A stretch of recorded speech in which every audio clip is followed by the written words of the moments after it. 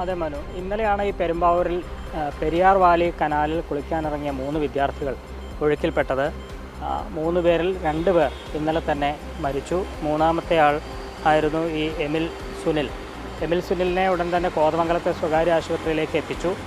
ഇന്നലെ ചികിത്സയിലായിരുന്നു, പക്ഷേ ഫലം കണ്ടില്ല എന്നുള്ളതാണ് ഏറ്റവും ദുഃഖകരമായ കാര്യം.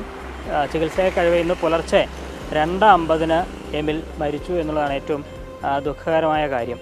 കോട്ടയം മണർകാട് ഒറ്റപ്ലാക്കൽ വീട്ടിൽ എമിൽ സുനിലാണ് ഇപ്പോൾ മരിച്ചത്. എമിലിൻ്റെ മരണമാണ് ഇപ്പോൾ ആശുപത്രി അധികൃതർ സ്ഥിരീകരിച്ചിരിക്കുന്നത്. ഈ പെരുമ്പാവൂർ അശമന്നൂരിന് സമീപമുള്ള ചെറുകുന്നം ഇന്ദിരാഗാന്ധി മെമ്മോറിയൽ നഴ്സിംഗ് കോളേജിലെ വിദ്യാർത്ഥികളാണ് ഈ മരിച്ച 3 പേരും. ഇന്നലെ 2 പേരാണ് മരിച്ചത്. അജ്സൽ, അവർ മലപ്പുറം കൊല്ലം സ്വദേശികളാണ് ഈ 2 പേരും. അവരാണ് ഇന്നലെ അവരുടെ മരണമാണ് സ്ഥിരീകരിച്ചത്. ഇവർ ഈ പെരിയാർ വാലി ഹൈ ലെവൽ കനാലിൽ കുളിക്കാനിറങ്ങിയതായിരുന്നു 3 പേരും. ഈ അപകടത്തിൽപ്പെട്ട ഉടൻ തന്നെ വിവരമറിഞ്ഞ് നാട്ടുകാരും ഫയർഫോഴ്സും അടക്കം സ്ഥലത്തെത്തി ഇവരെ രക്ഷിക്കാനുള്ള പരമാവധി പരിശ്രമം നടത്തിയെങ്കിലും അതിപ്പോൾ വിഫലമായിരിക്കുന്നു. 2 പേർ ഇന്നലെ തന്നെ മരിച്ചു.